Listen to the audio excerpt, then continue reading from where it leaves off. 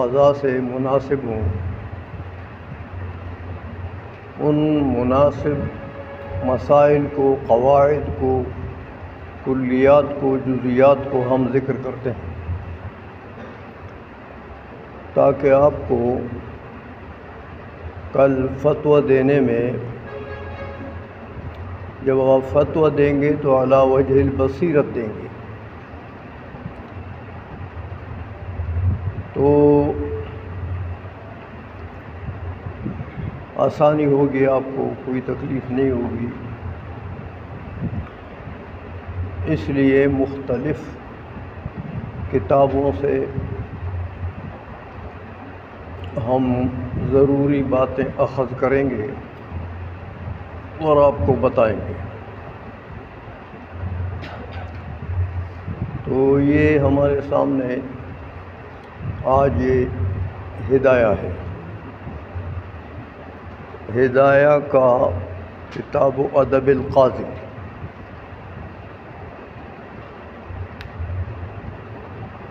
اس میں تو زیادہ باتیں قاضی سے متعلق ہیں۔ قاضی اور مفتی کے درمیان میں فرق میں نے گزشتہ درس میں بتایا تھا، آج بھی اس کا ذکر ہوگا۔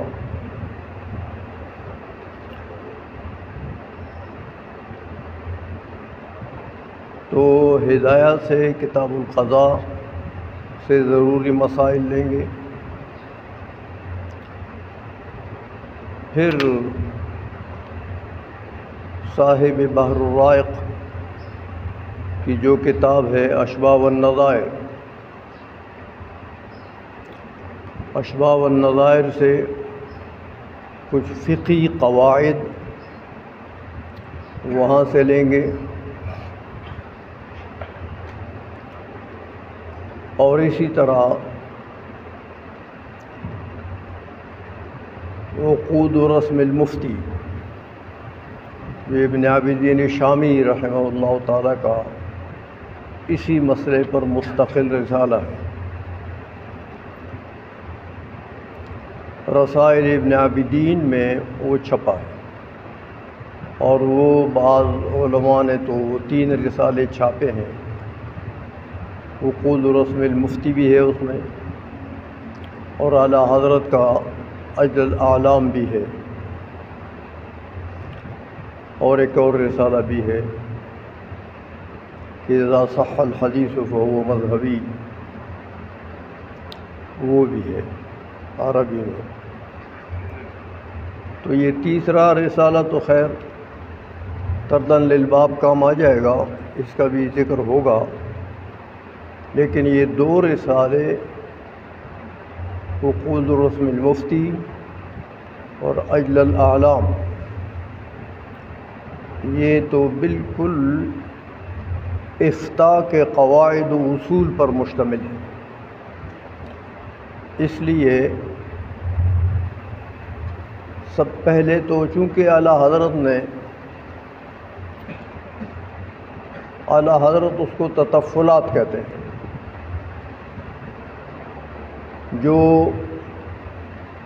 ان کو اعتراض ہوتا ہے علامہ شامی کے کسی مسئلے پر، تو اعلیٰ حضرت میں تو بہت عجز و انکسار ہے، اس لیے وہ اس کو اعتراض نہیں کرتے کہ مجھے شک ہے یا مجھے اشکال ہے یا مجھے اعتراض ہے۔ علامہ شامی کی بات پر ایسا نہیں کہتے، کہتا یہ میرے تطفلات ہیں۔ تطفلات یعنی بچپنے کی باتیں ہیں، تو کسی کو قبول ہو جائے تو ٹھیک ہے، نہ قبول ہو تو کوئی بات نہیں۔ تطفلات تو ہیں، بچپنے کی باتیں تو قبول کرنا کوئی ضروری نہیں ہوتا۔ تو اعلیٰ حضرت نے علامہ ابن عابدین شامی کے عقود و رسم المفتی، اسی طرح دوسری جگہوں پر جو اعلیٰ حضرت نے وضاحت فرمائی ہے، تطفلات کیے ہیں، اس کا نام ہے اجل الاعلام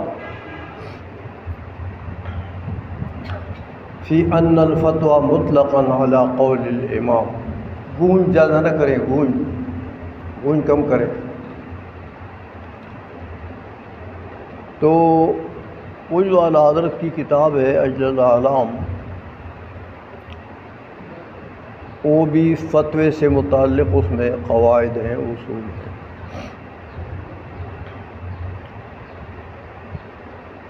اس کا بھی انشاءاللہ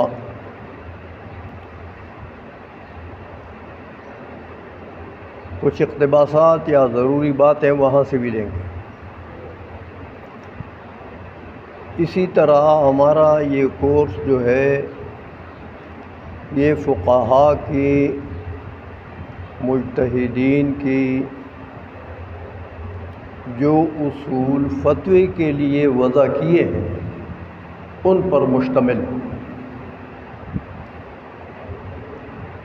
مختلف فتاوی جات سے ہم اخذ کریں گے. اسی لیے میں نے گزشتہ درس میں بتایا تھا کہ چونکہ ایک کتاب تو اس کے لیے نصاب کے طور پر ہے نہیں، لہذا آپ حضرات میں سے ہر ایک اپنے لیے ایک رجسٹر لے لیں اور اس رجسٹر میں جو یہاں سبق ہو جائے وہ لکھا کریں. تو آپ ویسے تو وہ منتشر کورس ہے، کچھ مسائل ہدایہ کے ہیں، تو کچھ اشباہ والنظائر کے ہیں، تو کچھ وقوع رسم المفتی کے ہیں، تو کچھ ہم کہاں سے لیں گے، کچھ کہاں سے لیں گے. تو اس لیے کوئی مبوب یا مفصل کتاب نہیں ہے ہمارے پاس. مختلف فتاوی جات سے ہم اخذ کریں گے، جمع کریں گے، تو آپ کا ایک کتاب بن جائے گی آپ کی. اس لیے آپ ایک رجسٹر لے لیں اور اس میں لکھا کریں، تو آپ کے لیے ایک مفید کورس آپ کے ہاتھ میں آ جائے گا مختلف کتابوں کے حوالہ جات سے. ایک تو یہ تمہیدی سی بات تھی آپ کو بتائی. وہ آج کل تو وہ میرے پاس بھی لے آیا پرسوں، وہ ہمارے نظامی صاحب جو ہیں کتب خانے والے پشاور میں، ان کے پاس ایک کتاب آئی ہے اور اس میں یہ 3 رسالے ہیں جو میں نے ذکر کیا. وقوع رسم المفتی بھی ہے، اجل الاعلام بھی ہے، اور یہ دوسرا رسالہ اعلیٰ حضرت کا کہ ہر امام نے یہ کہا ہے کہ اذا صح الحدیث فهو مذہبی، اس کا کیا معنی ہے. تو وہ رسالہ بھی اس میں چھپا ہوا. تو اگر وہ آپ کو ملتا ہے تو وہ تو تینوں رسالے آپ کو اکٹھے مل جائیں گے، تو اس میں آپ کو تکلیف نہیں ہوگی. تو وہ خرید لیں، وہ لے لیں، تو وہ بہتر ہے آپ کے لیے. باقی یہ جو ہم ایک فتاوی سے دوسرے فتاوی سے جمع کریں گے، وہ تو ہم جمع کریں گے، آپ کو بتا دیں گے، آپ کو لقمہ دیں گے، جمع کر کے منہ میں آپ کے لقمہ ڈال دیں گے، کتاب کا حوالہ دے دیں گے. تو آپ پھر اپنے لیے مطالعہ کریں. مطالعے سے ہی توسیع ہوتی ہے علم میں. کتابوں کا مطالعہ یہ توسیع علم کا سبب ہے. موبائلوں میں اپنا ٹائم ضائع نہ کریں. آج کل ہمارے طلباء علماء کا بہت زیادہ ٹائم جو ہے وہ فضول بکواسات میں، موبائلوں میں ضائع ہو جاتا ہے. کتاب سے تعلق رکھیں. کتاب تو کتاب آپ کو علم دے گا، موبائل آپ کو علم نہیں دے سکتا. موبائل آپ کا وقت ضائع کرے گا. اس لیے موبائلوں میں ٹائم ضائع نہ کریں. کتاب سے تعلق رکھیں۔ وخیر جلیس فی الزمان کتاب، حضرت علی مرتضیٰ نے فرمایا رضی اللہ تعالیٰ عنہ کہ وخیر جلیس فی الزمان کتاب، بہترین ساتھی اہل زمان میں کتاب ہے۔ کتاب آپ کو نفع دے گی، آپ کو فائدہ دے گی، موبائل فائدہ نہیں دے گا، اس لیے وقت ضائع نہ کریں، موبائلوں میں کتاب کا مطالعہ کیا کریں۔ تو آج ہم ہدایہ شریف کی کتاب و ادب القاضی سے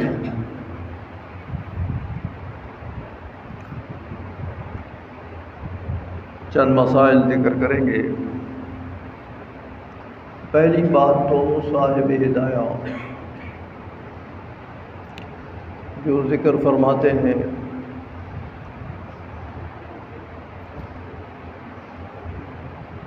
کہ قاضی، گزشتہ درس میں نے یہ بات بتائی تھی لیکن اس میں سے وہ حضرات نہیں تھے، قاضی کون ہوتا ہے؟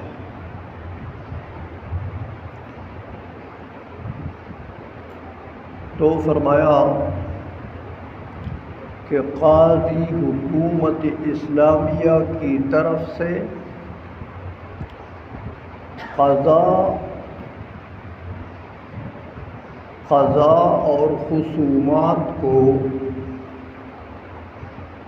فیصلہ دینے کے لیے جو بندہ مقرر ہو وہ قاضی ہوتا ہے۔ حکومت اسلامیہ کی طرف سے مقرر تو بغیر تقرر حکومت اسلامیہ کی طرف سے، بغیر تقرر کے قاضی نہیں ہوتا، اس لیے اس کو مولا کہتے ہیں۔ مولا یعنی اس کو تولیہ دیا گیا ہے، اس لیے پہلی بات جو صاحب ہدایہ نے کی ہے کہ وَلَا تَصِحُّ وِلَایَةُ الْقَاضِی حَتَّى يَجْتَمِعَ فِي الْمُوَلَّى شَرَائِطُ الشَّہَادَةِ۔ مولا جو مقرر کردہ بندہ ہے حکومت اسلامیہ کی طرف سے، خصومات، لوگوں کے درمیان میں خصومات اور جھگڑے، ان کا فیصلہ دینے کے لیے جو بندہ حکومت اسلامیہ کی طرف سے مقرر ہے وہ قاضی ہے۔ لیکن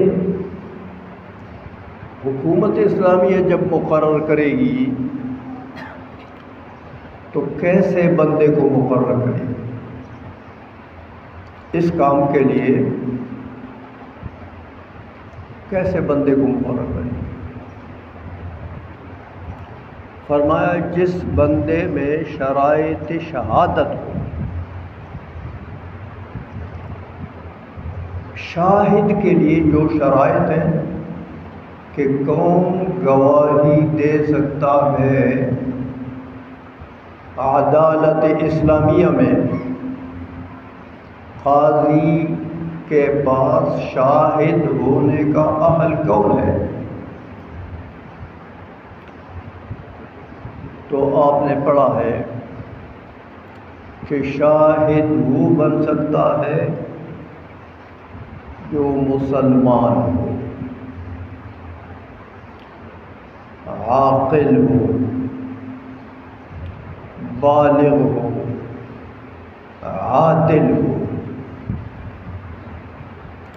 شاہد بننے کے لیے یہ شرائط ہے،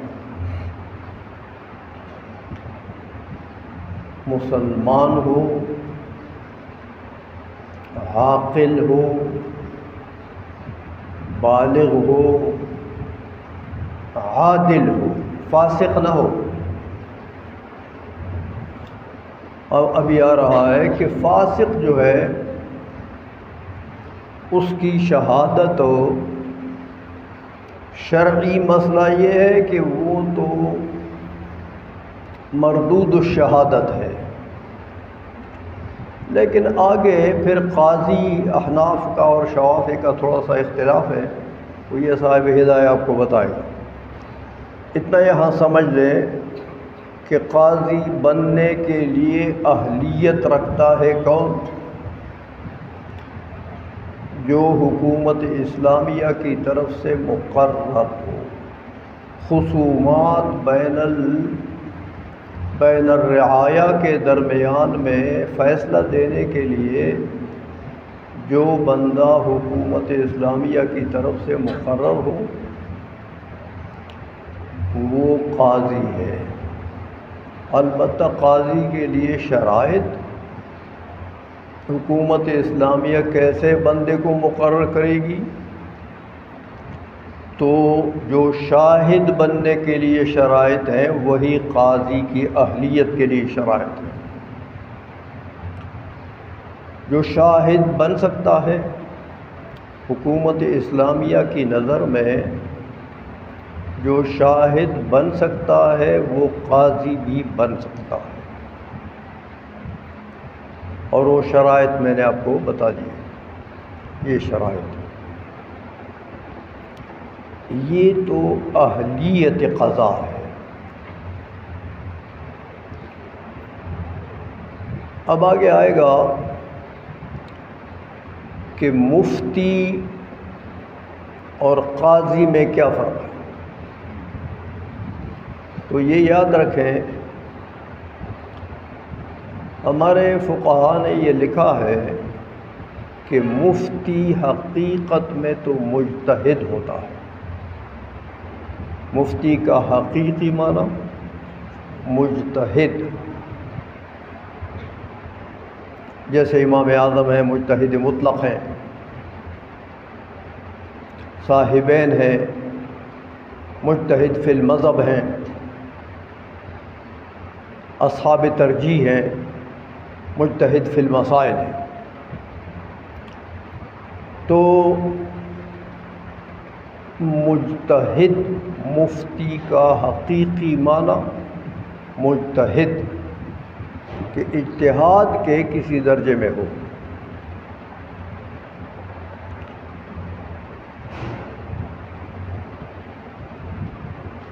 یہ تو اس کا حقیقی معنی ہے۔ لیکن اب آج کے زمانے میں، بلکہ بہت زمانے گزر گئے، کہ مجتہد تو نہیں پایا گیا۔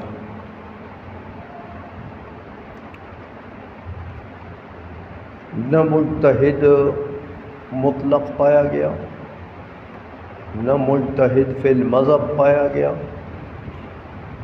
نہ مجتہد فی المسائل پایا گیا۔ تو مجتہدین تو ہے نہیں، کمزوری فی العلم اتنی آ گئی ہے کہ اجتہاد کے درجے کے لوگ تو آج کے زمانے میں نہیں ہیں، بلکہ بہت پہلے زمانوں میں ہی نہیں پائے گئے۔ بعض علماء کہتے ہیں کہ 400 صدی کے بعد مجتہد نہیں پایا گیا۔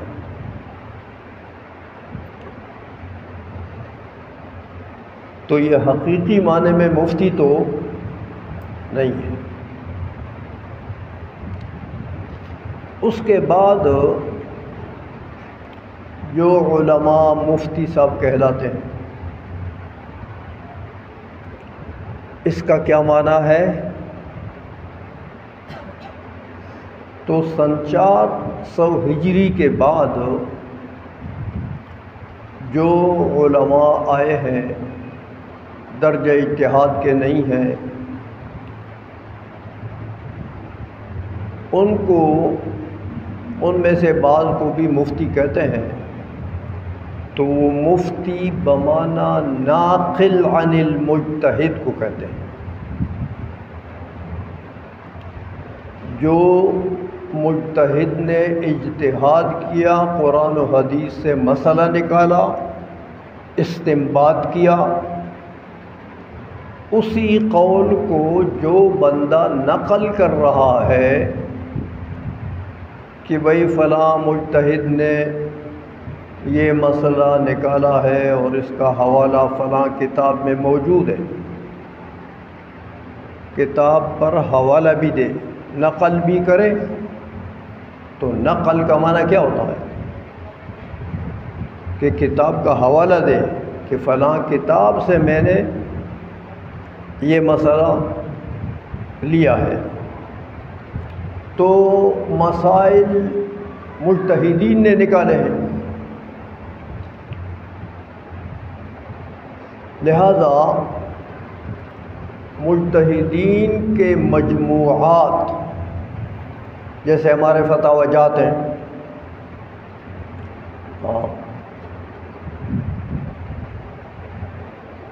یہ علامہ شامی رحمہ اللہ تعالیٰ، ابن عابدین شامی، یہ بہت مؤخر آدمی ہے، لیکن فتاوی ایسا لکھا کہ بڑا جامع ہے، بہت سارے مسائل کو جامع ہے۔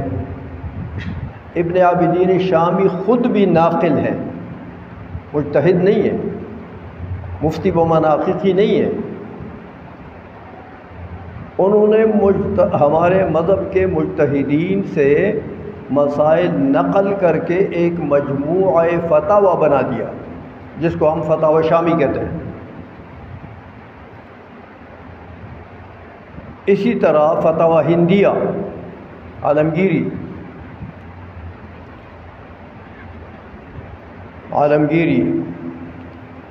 عالمگیر بادشاہ کے زمانے میں انہوں نے 300 سے زیادہ پختکار علماء کو چن کر اکٹھا کیا اور ان کو کہا کہ میری حکومت کو چلانے کے لیے ایک قانون بنائیں۔ ان علماء نے پھر مختلف کتابوں سے، چنانچہ آپ فتاوی ہندیہ پڑھیں گے تو مختلف کتابوں کے حوالہ جات آپ کو ملیں گے،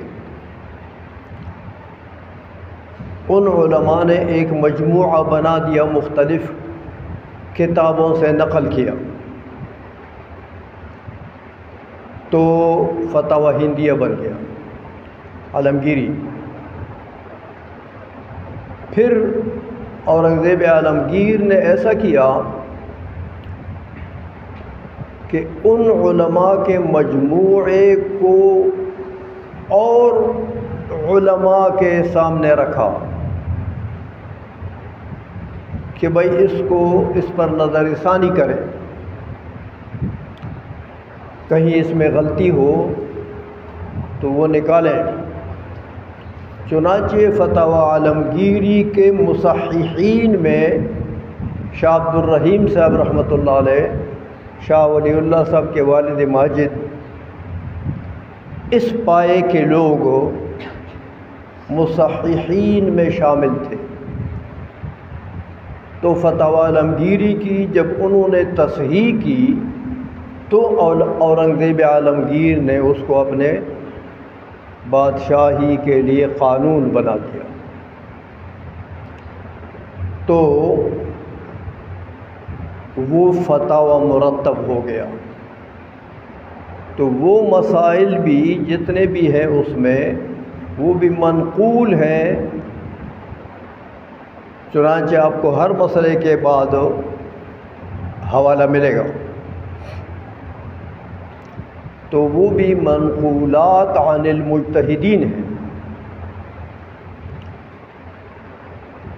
اسی طرح دوسرے فتاوے بھی جو متاخرین نے لکھے ہیں تو وہ منقولات ہیں مجتہدین سے۔ تو آج جو علماء فتوے دیتے ہیں ان کی بنا نقل پر ہوگی کتاب معتبر عند الفقہاء سے۔ عند الفقہاء جو فتاوی جات معتبر ہیں، متداول ہیں، ایسے فتوے کا حوالہ بھی نہ ہو جو روئی زمین پر ملتا نہیں ہے، متداول کتاب۔ علماء ان کو گویا کہ ان کا مطالعہ کرتے ہیں، مسائل لیتے ہیں ان سے، تو ایسے متداول کتاب جس کے اوپر اس قسم کے علماء نے اعتماد کیا ہو، جیسے یہ فتاوی جات جو میں نے حوالے دیے ہیں، ان پر متاخرین علماء نے اعتماد کیا کہ واقعی یہ صحیح فتاوی جات ہیں، ان میں جو کتابیں جو مسائل موجود ہیں منقول ہیں، یہ قابل اعتماد ہے، صحیح ہے۔ تو آج کا مفتی ناقل ہوتا ہے، حقیقی معنی میں جو مفتی ہے مجتہد، وہ تو میں نے آپ کو بتایا، بہت سے علماء نے لکھا کہ 400 صدی ہجری کے بعد مجتہد نہیں پایا گیا، لہذا اس کے بعد جو مفتیان مذہب ہیں وہ ناقلین ہیں۔ تو ناقل کے لیے منقول عنہ بتانا ضروری ہوتا ہے کہ یہ مسئلہ جو اس ناقل نے نقل کیا ہے، کس سے نقل کیا ہے، کس کتاب سے۔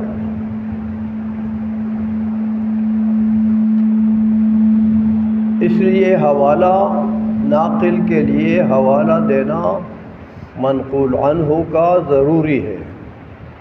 تو آپ حضرات بھی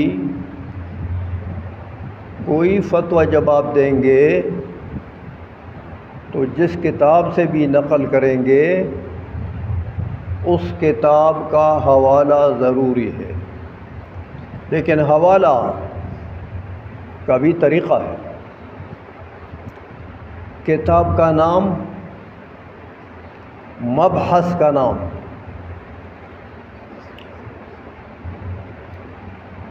بحث،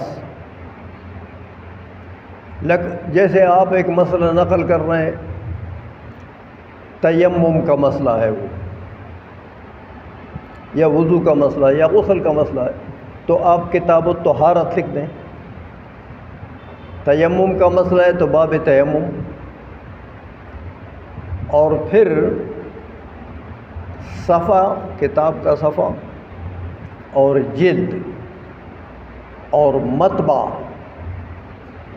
کیونکہ آپ کے پاس جو کتاب ہے جس مطبع سے وہ چھپی ہے، اگر فتویٰ دیا تو وہ ناقل کا اپنا قول ہوگا۔ اب ناقل کا اپنا قول تو معتبر نہیں، لہذا اس کی کوئی حیثیت نہیں، اس کو فتویٰ نہیں کہا جا سکتا۔ بات سمجھے ہو؟ ناقل کے لیے منقول عنہ کا حوالہ پورا دینا ضروری ہے۔ حوالہ نہیں دے گا، ویسے ذکر کر دے گا مسئلے کو، تو اگر مسئلہ صحیح بھی ہے تو اس کو کوئی اعتبار نہیں، یہ اس کا اپنا قول ہو گیا، ناقل کا اپنا قول ہو گیا۔ تو ناقل، اس زمانے کے ناقل کے اپنا قول کو کوئی اعتبار نہیں ہے، اس لیے اس کو فتویٰ نہیں کہتے۔ جیسے وہ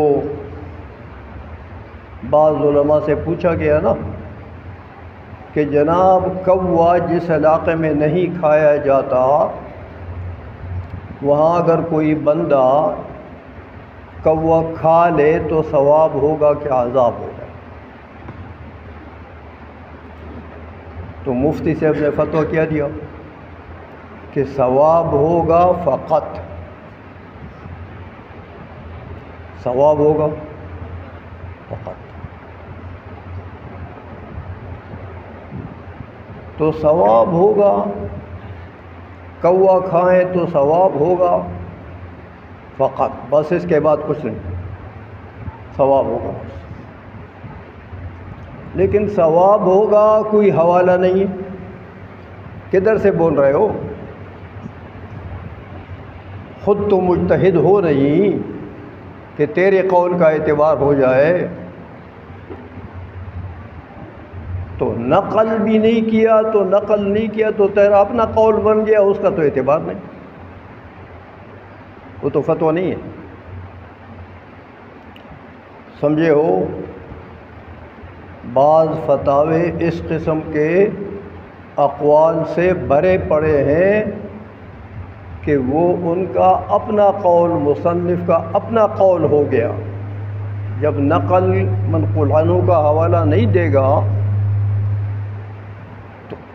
تو وہ اس کا اپنا قول بن گیا، اور اس کے اپنے قول کا تو اعتبار نہیں ہے، وہ کوئی فتویٰ تو نہیں. سمجھ آ گئی یہ بات؟ اس لیے آپ جب بھی فتویٰ دیں تو آپ ناقل ہیں، اور ناقل کے لیے ضروری ہے کہ منقول عنہ بتا دیں، تاکہ اگلا بندہ اگر اپنی تسلی کرنا چاہتا ہے کہ نقل صحیح ہے کہ غلط ہے تو اس کے لیے آسانی ہو. کتاب نکال کر وہی جو آپ نے صفحہ دیا ہے وہ صفحہ میں وہ دیکھ لے گا تو اس کے لیے آسانی ہو.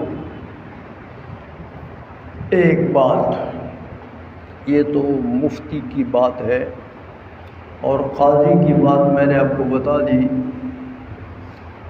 علامہ بہت سے علماء نے یہی تعریف کی ہے قاضی کی جو صاحب ہدایہ نے کی. اسی لیے فرماتے ہیں کہ شرائط الشہادت، جس میں شہادت کی شرائط پائی جائے اور حکومت اسلامیہ اس کو مقرر کر دے خصومات کے فیصلے کے لیے، تو وہی قاضی کہلاتا ہے.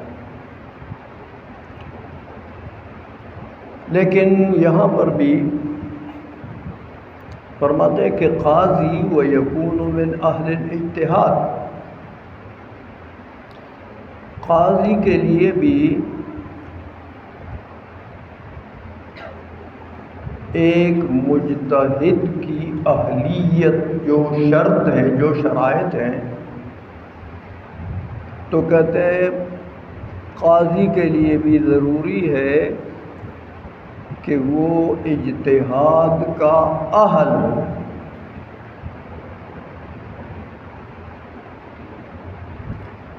اب یہاں پر دو چیزیں آ گئی ہیں. قاضی کے لیے جو شرائط ہیں، ایک وہ شرائط، دوسری بات کہ قاضی کو اہل اجتہاد ہونا چاہیے. یہ دو باتیں یہاں آ گئی ہے صاحب ہدایت کر کے.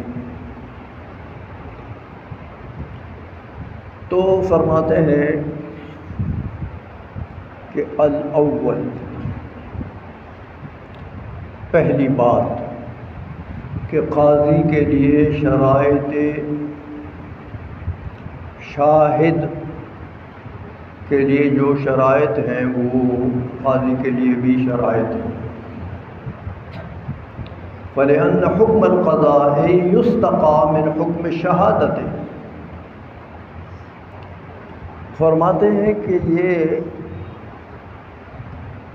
قضاء کا جو حکم ہے یہ ماخوذ ہے شہادت کے حکم سے. یعنی اصل، ایک اصل ہے اور ایک فرع ہے.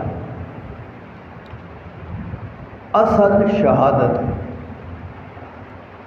اس کی فرع قضاء ہے.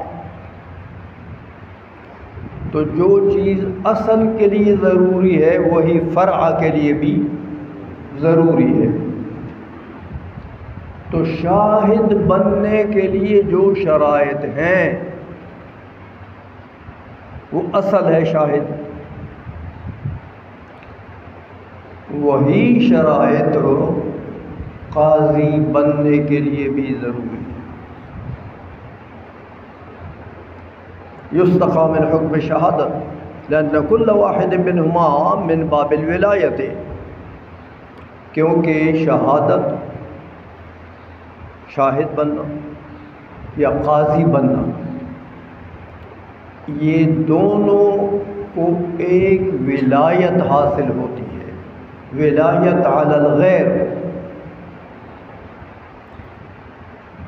شاہد کو بھی، شاہد جو شہادت دیتا ہے تو دو بندوں کے درمیان میں خصومت ہے نا، تو شاہد مدعی کے لیے شہادت دے گا،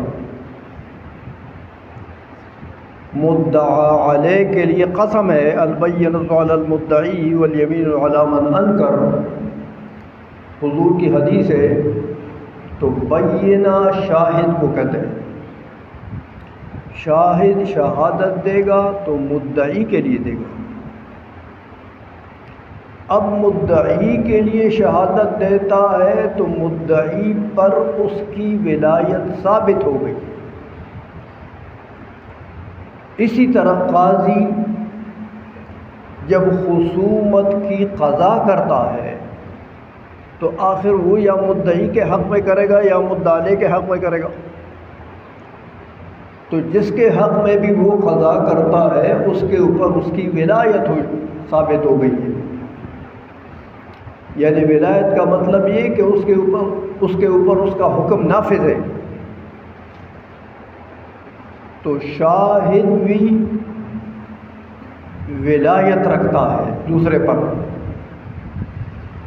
قاضی بھی ولایت رکھتا ہے دوسرے پر۔ تو جب دونوں از قبیل ولایت ہیں تو صاحب ہدایہ فرماتے ہیں کہ دونوں جب از قبیل ولایت ہیں تو ایک کے لیے جو شرط ہو دوسرے میں بھی وہی شرط ہوگی۔ شاہد کے لیے جو شرائط ہیں وہی قاضی کے لیے بھی شرائط ہوں گی۔ یہ دلیل دے دی ہے اس بات پر کہ جو شاہد کے شرائط ہیں وہی قاضی کے لیے بھی شرائط ہیں۔ اچھا، فَكُلُّ مَنْ كَانَ أَهْلًا لِلشَّهَادَةِ يَكُونُ أَهْلًا لِلْقَضَاءِ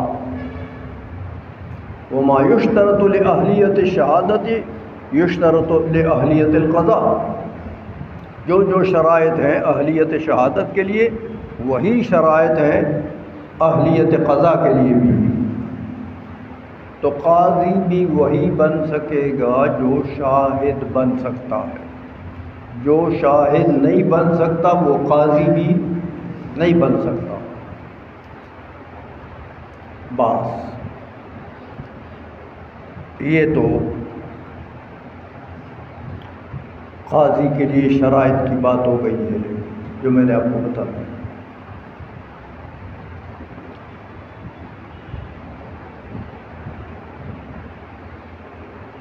اب ایک اور بات بتاتے ہیں، شرائط میں عدالت بھی ایک شرط ہے، یاد ہے آپ کو؟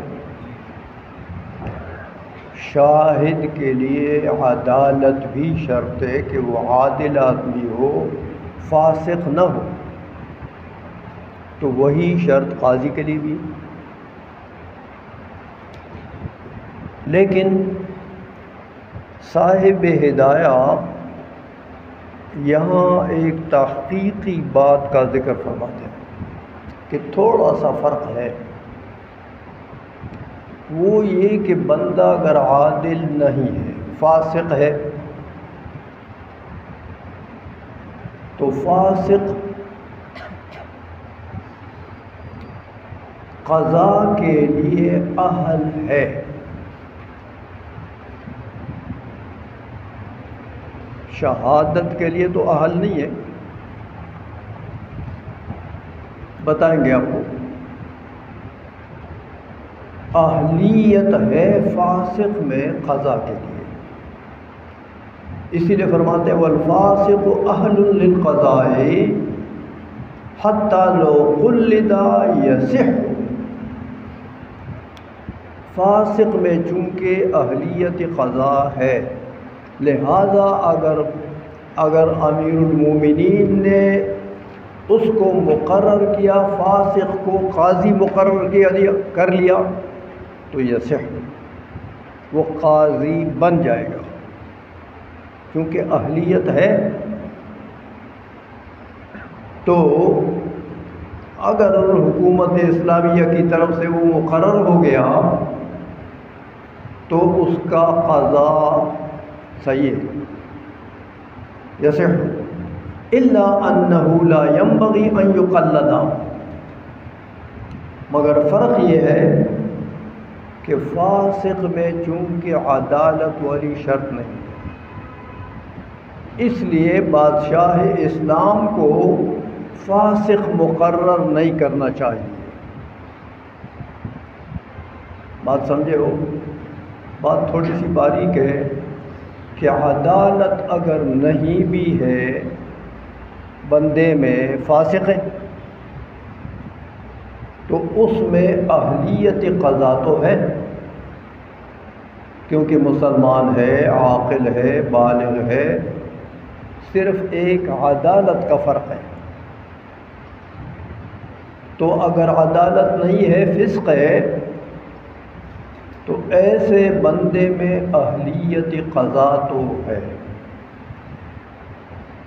تو اہلیت قضا جب ہے تو اگر حکومت اسلامیہ نے اس کو مقرر کیا قاضی تو ٹھیک ہے، قاضی بن گیا وہ۔ البتہ حکومت اسلامیہ کو فاسق مقرر کرنا نہیں چاہیے، سمجھا گئی ہے؟ نہیں چاہیے،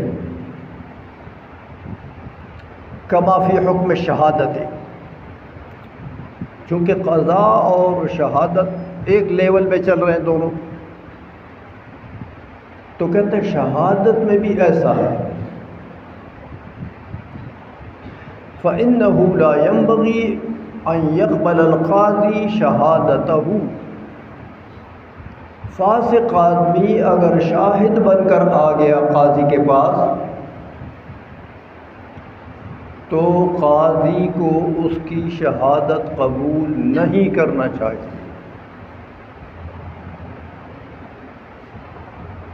وَلَوْ قَبِلَ جَازَ عِنْدَنَا، لیکن اگر قاضی نے کچھ تساہل سے کام لیا اور اس فاسق کی شہادت قبول کر لی تو ٹھیک ہے، شہادت ہو جائے گی۔ تو جس طرح شہادت میں گنجائش ہے شاہد کے لیے کہ اگر شاہد فاسق بھی ہوا تو قاضی کو تو اس کی شہادت پہلے تو قبول نہیں کرنا چاہیے، تو فاسق ہے، لیکن اگر قاضی نے ارخائے عنان کیا، تھوڑا سا تساہل کیا اور فاسق کی شہادت قبول کر لی تو شہادت ہو جائے گی۔ اسی طرح قاضی بادشاہ اسلام کو چاہیے کہ فاسق کو قاضی نہ بنائے، لیکن اگر بنا دیا تو قاضی بن جائے گا۔ دونوں ایک لیول کی، شہادت اور قضا ایک لیول میں چلا رہے ہیں، بن جائے گا، لیکن یہ احناف کا مذہب ہے عندنا۔ اچھا، آگے بتا رہے ہیں کہ تقرر کے وقت جب حکومت اسلامیہ قاضی کا تقرر کر رہی تھی اس وقت یہ بندہ عادل تھا، عادل تھا، تو بعد میں ففسقا بأخذ الرشوت او غیرہ، قاضی بن گیا تو قاضی بننے کے بعد اس نے کسی خصومت میں فیصلہ دیتے ہوئے رشوت لے لی، یا کوئی اور گناہ کیا جو فسق کا سبب بنے، جیسے زنا کیا، شراب پیا یا اس قسم کے اور، تو فاسق تو ہو گیا، وہ اس گناہ کبیرہ کے ارتکاب سے فاسق تو عدالت تو اب نہ رہی، عدالت تو تھی پہلے جس وقت تقرر ہو رہا تھا، اب تقرر کے بعد قاضی بن گیا تو اس نے گناہ کبیرہ کیا تو فاسق تو ہو گیا، عدالت تو نہ رہی۔ لیکن آیا قضا سے معزول بھی ہو جائے گا یا نہیں؟ فاسق تو ہو گیا تو اس ارتکاب کبیرہ سے معزول بھی ہو جائے گا قضا کے منصب سے یا نہیں؟ تو فرماتے ہیں لا ینعزل، آٹومیٹکلی اسی گناہ کی وجہ سے معزول نہیں ہوگا، خود بخود معزول نہیں ہوگا، البتہ وَيَسْتَحِقُّ الْعَزْلَ، عزل کا مستحق بن گیا۔ یعنی مطلب یہ ہے کہ جب یہ عزل کا مستحق بنا تو مطلب یہ ہے کہ گویا کہ حکومت اسلامیہ اس کو معزول اس عذر کی وجہ سے کر سکتی ہے کہ بھئی تو، اور اس کی وجہ بتاتے ہیں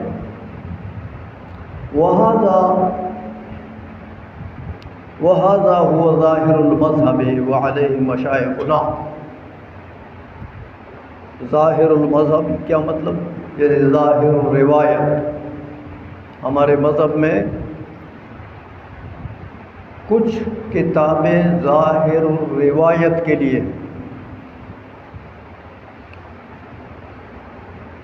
کچھ کتابیں نوادر ہیں، تو کہتے ہیں ھذا هو ظاہر المذہب، ظاہر الروایت قول یہی ہے کہ مستحق عزل تو ہو جائے گا لیکن خود بخود معزول نہیں ہو، عدل ہو گیا۔ فرماتے ہیں وعلیہ مشائخنا، مشائخ کا لفظ کتابوں میں آ جائے تو اس سے مراد متأخرین ہوتے ہیں، تو متأخرین ہمارے علماء جو ہیں ان کا قول یہی ہے کہ بھائی معزول تو نہیں ہوگا، البتہ مستحق عزل ہو گیا ہے، حکومت کر سکتی ہے، اگر کرے تو معزول کر سکتی۔ وقال الشافعی رحمہ اللہ تعالی الفاسق لا يجوز قضاؤه، امام شافعی رحمہ اللہ تعالی فرماتے ہیں کہ فاسق کی قضا سر سے جائز ہی نہیں ہے، كما لا يقبل شہادته عنده، امام شافعی کے نزدیک فاسق کی شہادت بھی قابل قبول نہیں ہے، لہذا فاسق کی قضا بھی قابل قبول نہیں ہے۔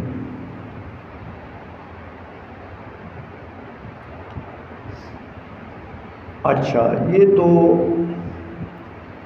پہلے بندہ عادل تھا تو پھر وہ فاسق ہو گیا، قضا کے وقت میں فاسق ہو گیا،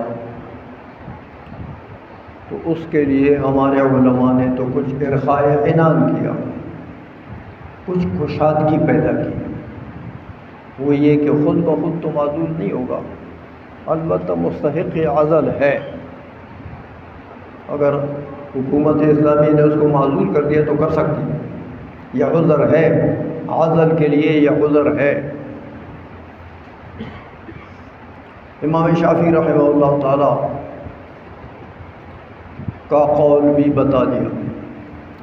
وعن علمائنا الثلاثہ رحمهم اللہ تعالی فی النوادر انه لا يجوز قضاء،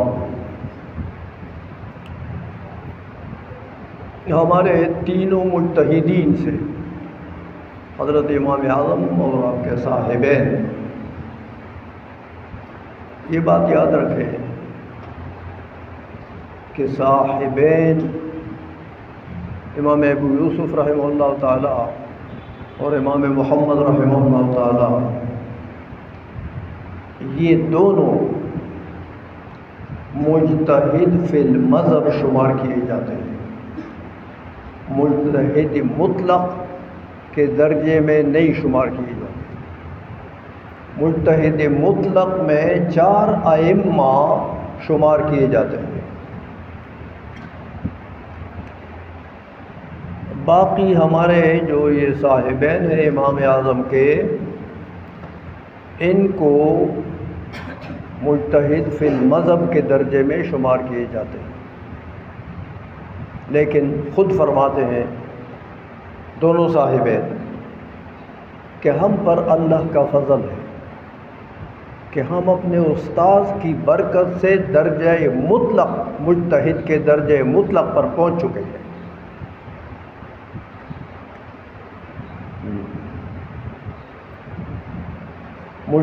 شمار تو ہوتا ہے نیچے درجے میں، مجتہد فی المذہب کے درجے میں، لیکن فرماتے ہیں کہ ہم مجتہد مطلق کے درجے پر پہنچ چکے ہیں، لیکن اپنے آپ کو مجتہد مطلق نہیں کہتے، ادباً باستاذنا، کہ ہم اپنے استاذ کا ادب کرتے ہیں۔ ہمارے استاد امام ابو حنیفہ رحمہ اللہ تعالیٰ وہ درجہ مطلق کے آدمی ہیں، تو ہم بھی اگر درجہ مطلق کا کہیں اپنے آپ کو تو یہ بھی ادبی ہے، ورنہ حقیقت میں درجہ مطلق کے لوگ ہیں یہ امام محمد اور امام ابو یوسف رحمہ اللہ تعالیٰ، لیکن بہرحال چونکہ وہ خود فرماتے ہیں کہ ادباً باستاذنا، تو شمار ان کا مجتہد فی المذہب کے درجے میں ہوتا ہے۔ تو فرماتے ہیں کہ ہمارے تینوں ائمہ مجتہدین کا نواتر اقوال میں یہ بات ہے، جیسے امام شافعی کا قول ہے کہ انہ لا یجوز قضاؤہ، فاسق کی طرف سے قضا جائز نہیں ہے۔ امام شافعی کا بھی یہ قول تھا، تو ہمارے بھی تینوں ائمہ کا قول یہ ہے، لیکن روایت نادر ہے، ظاہر الروایت نہیں ہے، مفتابی قول نہیں ہے۔ اچھا،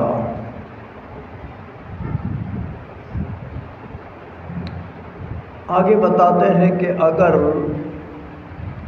حکومت اسلامیہ نے فاسق کو مقرر کیا، پہلی صورت تو یہ تھی کہ عادل کو مقرر کیا، وہ فاسق ہو گیا بعد میں، اب جب مقرر کر رہا ہے تو اس وقت وہ فاسق ہے، اسی لیے وقال بعض المشائخ رحمہ اللہ تعالی اذا قلد الفاسق ابتداء یصح، جیسے پہلے گزر گیا کہ اگر فاسق کو ابتداء مقرر کیا گیا، یعنی ابتدا میں وہ فاسق تھا اور اس کو حکومت اسلامیہ نے قاضی کے عہدے پر مقرر کیا، تو ٹھیک ہے، کیونکہ پہلے پڑھا آپ نے کہ فاسق میں اہلیت قضا تو ہے، تو جب اہلیت قضا ہے اور اس کو حکومت نے مقرر کر دیا تو ٹھیک ہے، اہل کو مقرر کیا، نہ اہل کو مقرر تو نہیں کیا، اہل کو مقرر کیا۔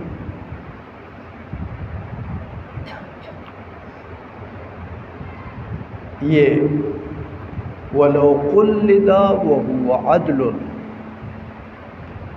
حالیہ ہے، اگر مقرر کیا تو تقرر کے وقت میں وہ عادل ہے، جب حکومت اسلامیہ اس کو مقرر کر رہی ہے تو اس وقت وہ صفت عدل پر ہے۔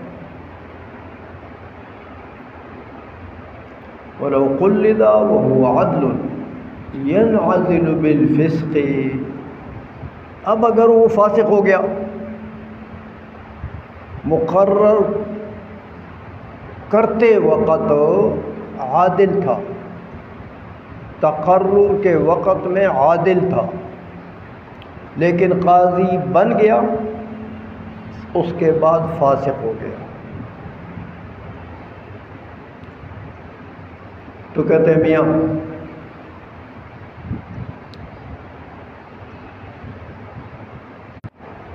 پہلے تو بتا دیا نا کہ ظاہر روایت تو یہ ہے کہ معذور نہیں ہوتا، یاد ہے؟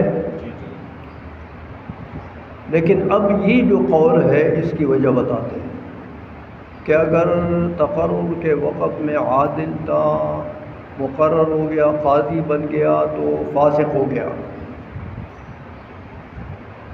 تو اس فسق کی وجہ سے یہ ہمارے علماء نے قول کیا کہ معذور ہو جائے گا۔ کیوں؟ کہتے ہیں مقرر کرنے والے لوگ جو تھے، یعنی حکومت اسلامیہ کے امیر المومنین، وہ جب مقرر کر رہا تھا ان کو تو یہ عادل تھا، تو جب یہ عادل تھا تو اب فاسق ہو گیا، تو یہ تو پتہ لگتا ہے کہ عند التقرر جب یہ عادل تھا تو اس کے عدل پر مقرر کرنے والا بندہ راضی ہو گیا، اب فاسق ہو گیا، تو پتہ لگتا ہے کہ اس کے فسق پر مقرر کرنے والا بندہ جو امیر المومنین تھا وہ راضی نہیں تھا، تو جب عند التقرر یہ عادل تھا بعد میں فاسق ہو گیا تو اس کے فسق پر امیر المومنین راضی نہیں تھا۔ کیا مطلب؟ اس کو یوں سمجھو کہ اگر یہ اس وقت فاسق ہوتا تو امیر المومنین اس کو مقرر نہ کرتے، کیوں؟ تو اس وقت عادل تھا اسی لیے مقرر کیا، تو اس کے فسق پر امیر المومنین راضی نہیں تھا، اس لیے فسق کی وجہ سے معذور ہو جائے گا۔ لأن المقلد اعتمد عدالته، مقرر کرنے والے نے اس کی عدالت پر اعتماد کیا، جبھی تو مقرر کیا، اور اگر یہ فاسق ہوتا مقرر نہ کرو، سمجھائیے؟ تو فلم یکن راضیا بتقلیدہ دونہا، لہذا بغیر عدالت کے اس کے تقرر پر امیر المومنین راضی نہیں تھا، سمجھے ہو؟ اس لیے اس قول کی دلیل یہ ہے کہ عادل تھا، جب تقرر ہو رہا تھا اس وقت وہ عادل تھا، مقرر ہو گیا، قاضی بن گیا تو فاسق ہو گیا، کوئی گناہ کبیرہ کا مرتکب ہو گیا، اب کہتے ہیں معذور ہو جائے گا۔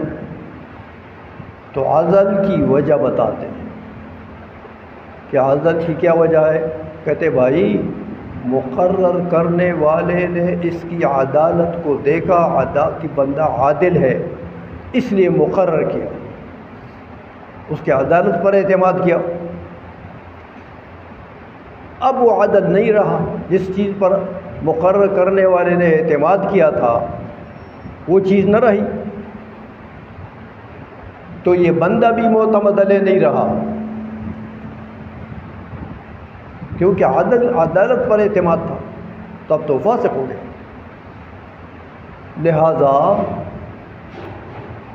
اس کے فسق پر مقرر کرنے والا آدمی راضی نہیں ہے، لہذا معذور ہو جائے گا۔ اس قول کی وجہ یہ بتا دی ہے آپ کو، لأن المقلد اعتمد عدالتہ، مقرر کرنے والے نے اس کی عدالت پر اعتماد کیا،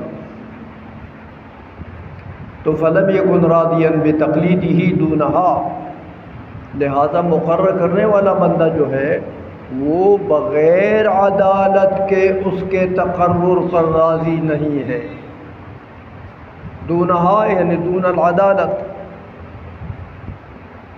بغیر عدالت کے اس کے تقرر پر وہ راضی نہیں ہے،